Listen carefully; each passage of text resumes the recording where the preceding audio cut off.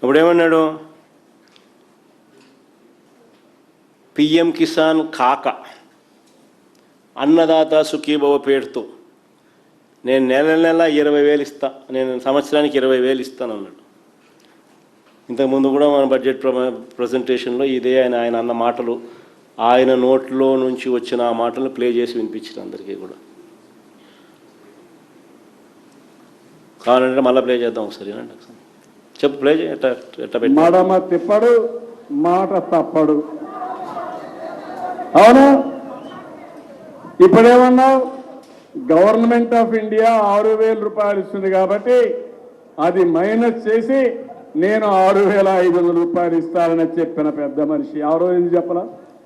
రైతుకు సంవత్సరానికి 20,000 రూపాయలు ఇప్పుడు ఇచ్చేది కాకుండా 20,000 వరకు ఇచ్చేట్టుగా తెలుగుదేశం పార్టీ నిర్ణయం చేశాం. చూడండి ఎంత గొప్పగా అబద్ధాలు ఆడగలుగుతాడు మనిషి.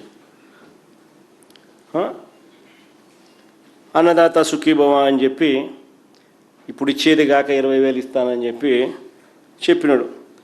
మొదటి ఏడాది ఎగ్గొట్టేసినాడు. రెండో ఏడాది 20,000కు గాను ముక్కి అప్పుడు ఒక 5,000 అప్పుడు ఒక 5,000 ఇచ్చినాడు. అంటే 2 ఏళ్ళకి కలిపి 40,000 రూపాయలు ప్రతి రైతుకు ఇవ్వాల్సింది 40,000కు గాను ఇచ్చింది కేవలం 10,000. అంటే 30,000 రూపాయలు ప్రతి రైతుకు బాకీ. ఇది ఎప్పుడు ఇస్తావు స్వామి ఆ రైతులకు అందరికీ, రైతులు చాలా ఇబ్బందుల్లో ఉన్నారు అని అడిగితే నోరు కూడా మెదపడం లేదు. 16 రోజుల అసెంబ్లీ సమావేశాల తర్వాత. పైగా మా ప్రభుత్వ హయాంలో 53,52,000 మంది రైతులకు మా ప్రభుత్వ హయాంలో రైతు భరోసాను వర్తింపజేసి మేము ఇస్తే, ఈయన హయాంలో ఈయన 46,85,000 మందికి కుదించేసినాడు. అంటే దాదాపుగా 7 లక్షల మంది రైతులను ఎగరగొట్టేసినాడు. పైగా కౌలు రైతులకు ఒక పైసా కూడా ఇవ్వాల. కౌలు రైతులు కానీ, ఆర్ఓఎఫ్ఆర్ పట్టాదారు రైతులు కానీ వీళ్ళెవ్వరికి కనీసం ఒక పైసా కూడా ఇచ్చింది లేదు.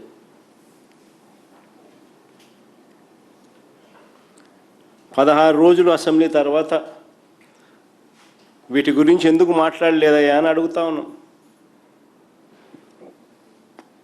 2023-24 ఖరీఫ్లో 2023-24 ఖరీఫ్కు సంబంధించి 2024 జూన్లో రాష్ట్ర ప్రభుత్వం ఇన్సూరెన్స్ ప్రీమియం రైతుల తరపున కట్టాల్సింది కడితే, కేంద్రం వాళ్ళు ఇవ్వాల్సింది కూడా దానికి జత కలిపి రైతులకు ఇన్సూరెన్స్ కంపెనీలు పంట నష్ట పరిహారం డబ్బులు ఇస్తాయి. అలాంటిది ఈ పెద్ద మనిషి